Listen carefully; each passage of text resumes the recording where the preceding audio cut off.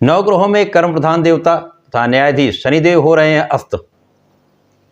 13 फरवरी को सूर्यदेव का राशि परिवर्तन शनिदेव की मूल त्रिकोण राशि में हो जाएगा, जहां पर शनिदेव का गोचर चल रहा है।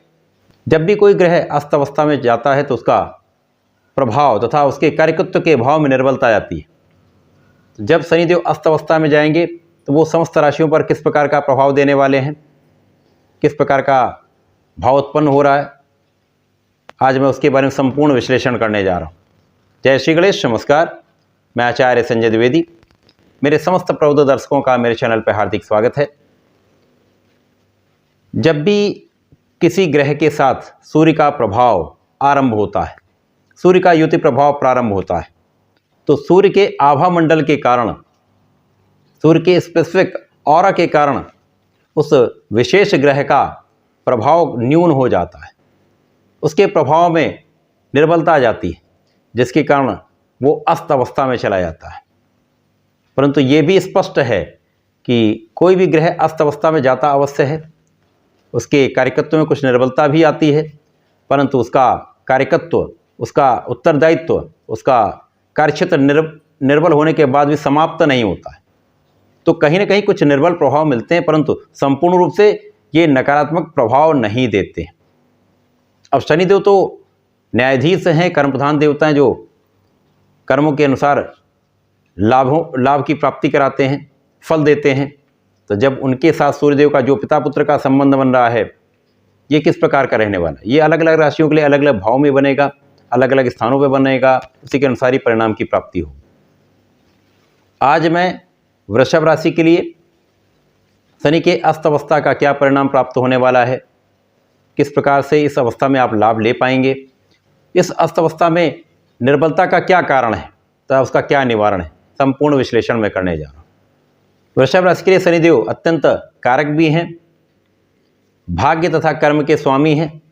भाग्य तथा कर्म के स्वामी होकर इनका गोचर भी दशम भाव अर्थात कर्म क्षेत्र में ही चल रहा है, जहाँ पर ये अत्यंत प्रबल अवस्था में केंद्र के भाव में अत्यंत प्रभावी हैं। शश नामक महाराज योग में है, जो समस्त सुखों की प्राप्ति कराता है। अब जब सूर्य के साथ शनि का गोचर प्रारंभ होगा, शनिदेव अस्त अवस्था में जाएंगे, तो इनके कार्यकत्व के भाव में अर्थात भाग्य भाव तथा कर्म क्षेत्र के भाव में निर्बलता आने वाली है। परंतु उसका क्या कारण है? शनिदेव जब आपके दशम भाव में होंगे, कार्यक्षेत्र के भाव में होंगे, अस्त अवस्था में चले जाएंगे, तो यहाँ पर आपके कार्यक्षेत्र में सूर्य और शनि का प्रभाव जो होगा वो आपके उच्चाधिकारियों के साथ आपके समन्वय में कमी आ जाती है, निर्बलता आ जाती है, जिसके कारण मतभेद प्रारंभ हो जाते हैं। जब कार्यक्षेत्र में मतभेद हो जाता है तो वहाँ पर सामंजस्य की कमी के कारण कार्यक्षेत्र में कहीं ना कहीं अवरोध अथवा एक देरी होने लगती, किसी भी कार्य के संपादन में देरी होने लगती, कार्यक्षेत्र पूर्ण रूप से लाभकारी नहीं हो पाता। इसी प्रकार से जिन लोगों के साथ आप कार्य करते हैं उन लोगों के बीच में सामंजस्य में कमी उत्पन्न हो जाती, क्योंकि सूर्य का एक विशेष आभामंडल है, उसके समक्ष शनि का आभामंडल न्यून हो जाता है, जिसके कारण आपसी जो मतभेद हैं, विचार की भिन्नता है, वो कष्ट का कारण बनती, जिसके कारण कार्यक्षेत्र में कुछ अवरोध आ जाते हैं। कार्यक्षेत्र में कोई बड़ी निर्बलता नहीं आने वाली, केवल यहाँ पर मतभेद ही आपको कार्यक्षेत्र में उतनी सफलता नहीं देता। सामंजस्य बनाकर चलेंगे तो निश्चित रूप से बहुत बड़ा कोई हानि का योग नहीं बन रहा है।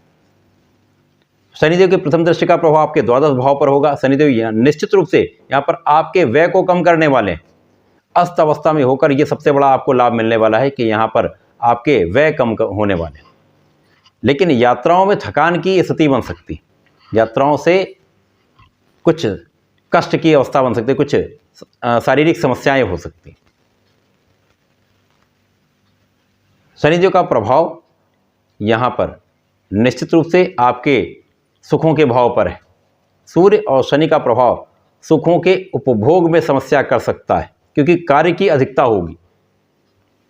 सुखों का उपार्जन आप करेंगे, भूमि भवन वाहन का योग बनेगा, परंतु इस समय में आप जो आपके पास सुख साधन हैं उनका पूर्ण उपयोग ही नहीं कर पाएंगे, क्योंकि कार्य की अधिकता होगी, कुछ मतभेद होंगे, कुछ तनाव होगा, जिसके कारण आप उतना लाभ नहीं ले पाएंगे।